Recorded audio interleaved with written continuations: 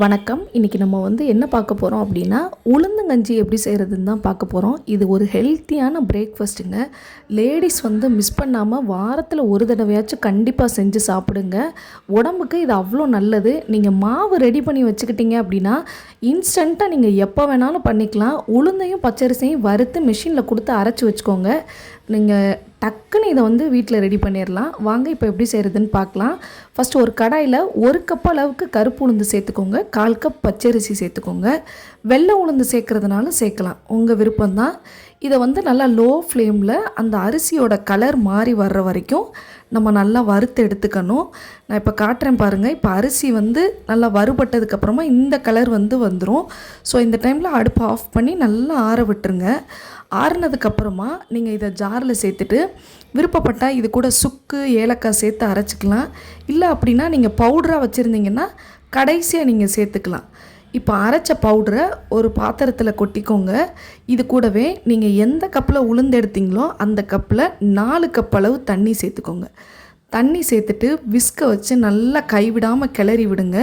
கட்டிகள் எதுவுமே இருக்கக்கூடாது. கட்டிகள் இல்லாமல் கரைச்சதுக்கு அப்புறமா அடுப்பில் வச்சு நம்ம கிண்ட ஆரம்பிக்கலாம்.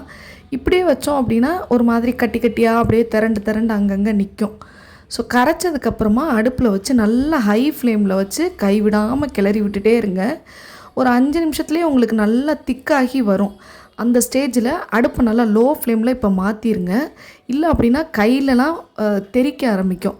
இப்போ கிண்டி விட்டுட்டே இருங்க. இந்தளவுக்கு திக்காக வந்ததுக்கப்புறமா இது கூட நான் 2 கப் அளவு நாட்டு சர்க்கரை சேர்த்துருக்கேன். நீங்கள் விருப்பப்பட்டால் கருப்பட்டி சேர்த்துக்கலாம், இல்லை வெல்லம் சேர்த்துக்கலாம், இல்லை பனங்கற்கண்டு கூட சேர்த்துக்கலாம். நான் நாட்டு சர்க்கரை கூட கொஞ்சமாக சுக்குத்தூள் ஏலக்காய் தூள் சேர்த்துருக்கேன். இப்போ இந்த நாட்டு சர்க்கரை நல்லா கரைஞ்சி வரணும்.